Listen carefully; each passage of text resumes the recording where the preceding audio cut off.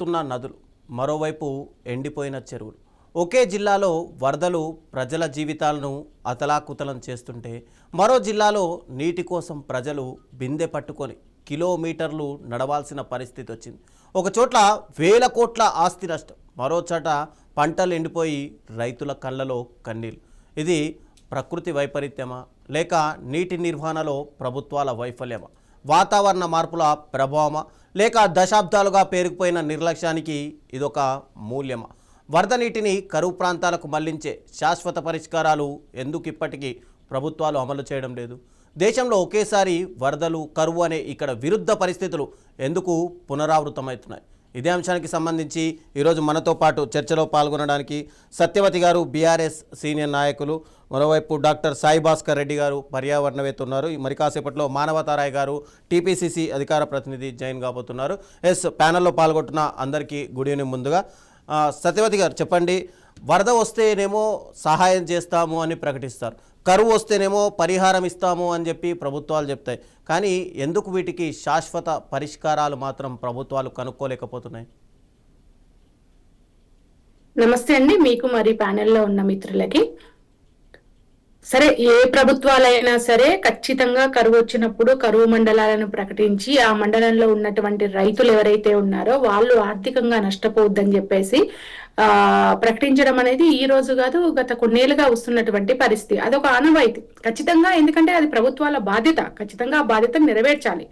అదేవిధంగా వరదకు సంబంధించినటువంటి అంశాలు, వరదలు వచ్చి లేదంటే తుఫాన్లు వచ్చి విపరీతమైనటువంటి వర్షాలు వచ్చి రైతుల పంటలు ఏవైతే ఈ సమయంలో జూన్లో వేసి జూలై కల్లా కొంచెం మొలకలెత్తి కొంచెం అవి స్టార్ట్ అవుతున్న సందర్భంలో విపరీతమైనటువంటి వర్షాలు వచ్చి ఇబ్బంది అవుతున్న సందర్భంలో వాటి నుంచి కూడా రైతులను ఆదుకోవడం కోసం ఖచ్చితంగా తక్షణ ప్రభుత్వాలు ఏవైతే ఉన్నాయో వాళ్ళు చర్యలు తీసుకోవాల్సిందే. ఆ వైపుగా అందరూ ప్రయత్నం చేయాల్సిందే. అయితే ఇక్కడ ఒక విచిత్రమైనటువంటి పరిస్థితి ఏంటంటే, ఒక 60 ఏళ్ళు ఈ తెలంగాణను పాలించినటువంటి కాంగ్రెస్ పార్టీ ఈ రోజు ఉన్నటువంటి పరిస్థితులకి ఆ రోజు నిర్వహణ, వాళ్ళ చేతగానితనము, వాళ్ళు తెలంగాణ సమాజానికి చేసినటువంటి నష్టం ఏదైతే ఉందో అది ఇప్పటికీ మనల్ని పీడిస్తున్నటువంటి పరిస్థితి.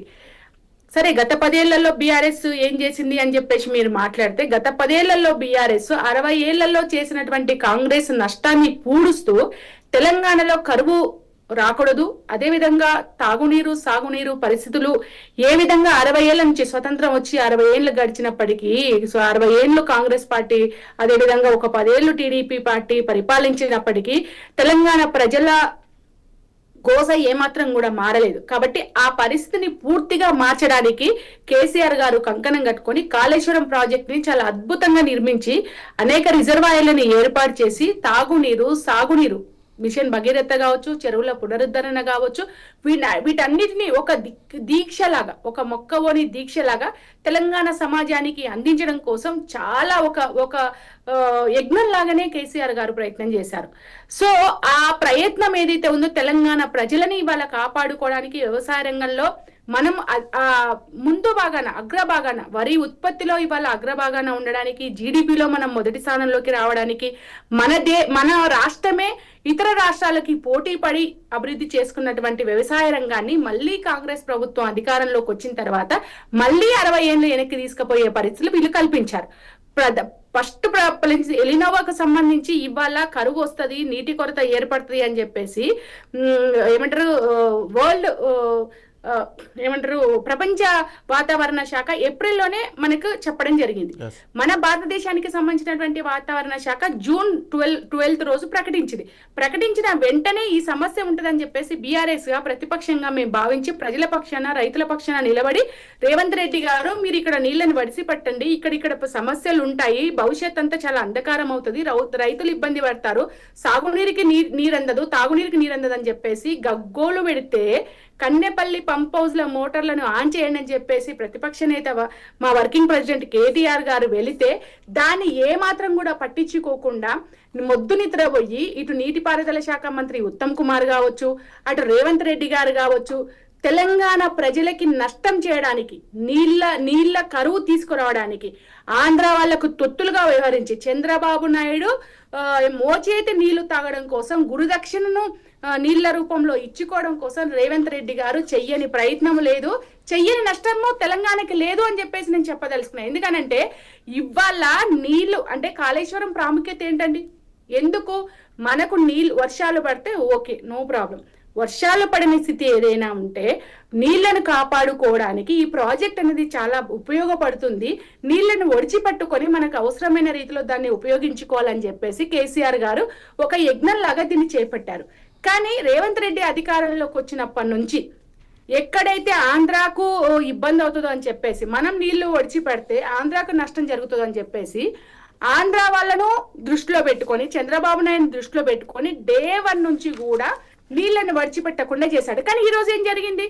మొన్నటిదాకా ప్రతిపక్షం మాట్లాడుతుంటే కూలిన కాళేశ్వరం గురించి మీరు మాట్లాడతారని చెప్పేసి దుమ్మెత్తి పోసినటువంటి రేవంత్ రెడ్డి చచ్చినట్లు ఇవాళ దేవాదుల కావచ్చు, అదేవిధంగా మల్లన్న చెరువు ప్రతి చోట్ల కూడా ఇవాళ పంపులు, ఈ చివరికి పాలమూరు రంగారెడ్డి ఎత్తిపోతల పథకానికి సంబంధించినటువంటి దగ్గర కూడా నార్నాపల్లిలో ఖచ్చితంగా మోటార్లను ఆన్ చేయాల్సిన పరిస్థితి ఏర్పడింది.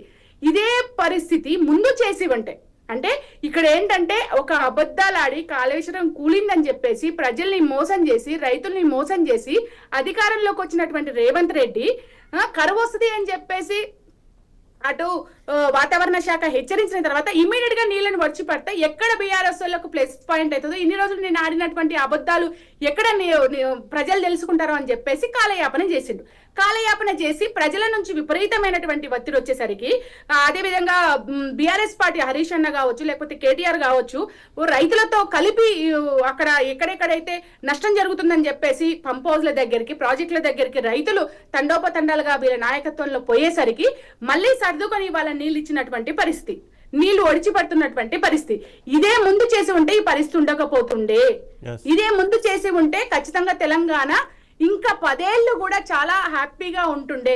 కానీ ఇది చేయడానికి రేవంత్ రెడ్డికి మనసు ఒప్పట్లేదు. ఎందుకంటే రేవంత్ రెడ్డి హిట్లర్, ఆయన ఆలోచనలు హిట్లర్ గానే ఉంటాయి.